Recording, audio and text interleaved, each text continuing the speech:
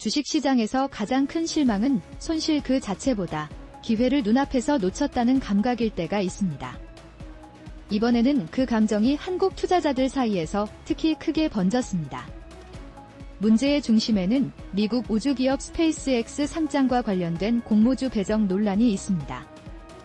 청약은 빠르게 끝났지만 최종 결과는 전혀 다른 방향으로 흘렀습니다.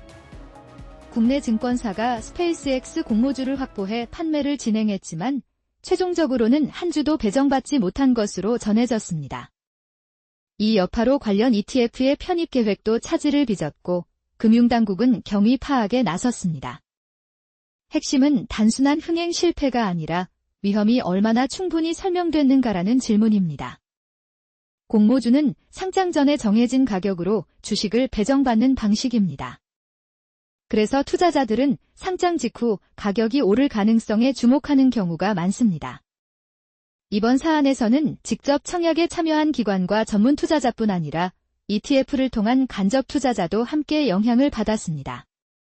ETF는 여러 자산을 묶어 투자하는 상품이기 때문에 편입 계획의 변화가 수익 구조에 영향을 줄 수 있습니다. 보도에 따르면 한 국내 증권사는 스페이스X 공모주 물량을 받을 것으로 예상하고 투자자 청약을 받았습니다. 청약은 매우 짧은 시간 안에 마감될 만큼 관심이 컸습니다. 하지만 대표 주관사의 최종 배정 과정에서 해당 물량이 취소된 것으로 알려졌습니다. 결과적으로 국내 투자자들에게 돌아간 공모주는 영주였다는 점이 논란의 출발점이 됐습니다. 증권사는 투자자들에게 청약 증거금을 전액 돌려줬다고 알려졌습니다. 겉으로 보면 돈이 환불됐으니 끝난 일처럼 보일 수 있습니다.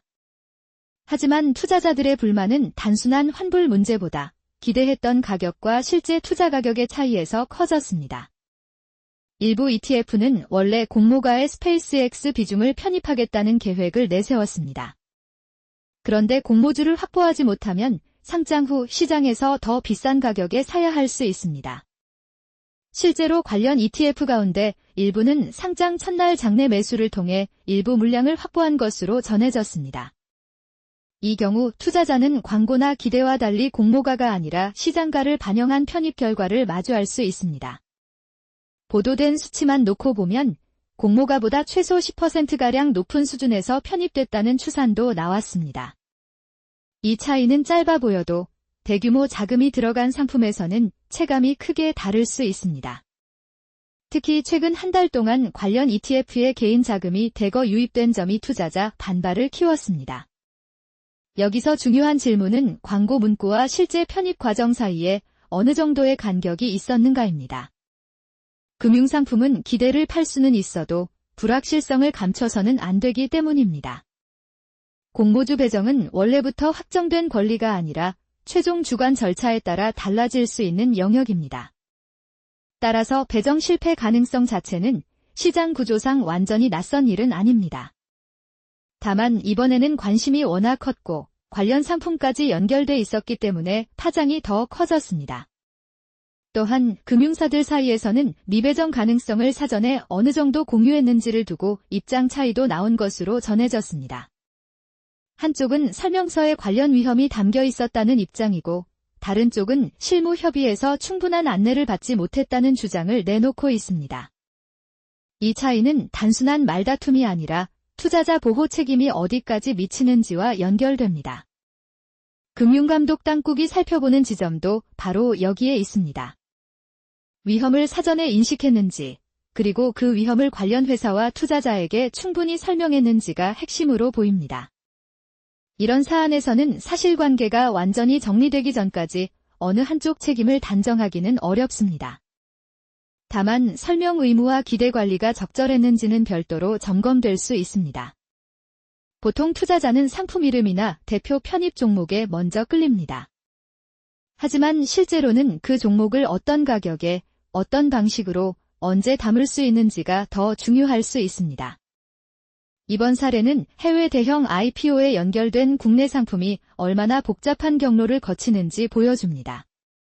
미국 상장, 현지 주관사 결정, 국내 판매사, 자산운용사, ETF 투자자까지 여러 단계가 한 번에 얽혀 있습니다. 그래서 해외 유명 기업에 투자한다는 문장 하나만 보고 접근하면 놓치는 부분이 생길 수 있습니다. 한편 스페이스X 주가는 상장 첫날 공모가보다 높은 수준에서 거래를 마친 것으로 전해졌습니다. 이 점은 공모가에 사지 못한 투자자들의 아쉬움을 더 크게 만들었을 수 있습니다. 만약 상장 후 가격이 내렸다면 반응은 지금과 조금 달랐을 수도 있습니다. 그러나 가격이 오르면 배정 실패는 단순한 절차 문제가 아니라 놓친 수익의 문제로 받아들여지기 쉽습니다. 온라인에서는 강한 불만이 이어졌지만 감정적인 반응과 법적 판단은 구분해서 볼 필요가 있습니다. 실제 책임 범위는 계약 내용, 설명 자료, 협의 과정 등을 종합해 따져봐야 합니다. 이런 뉴스가 나올 때 자주 등장하는 표현이 있습니다. 바로 투자자 보호입니다.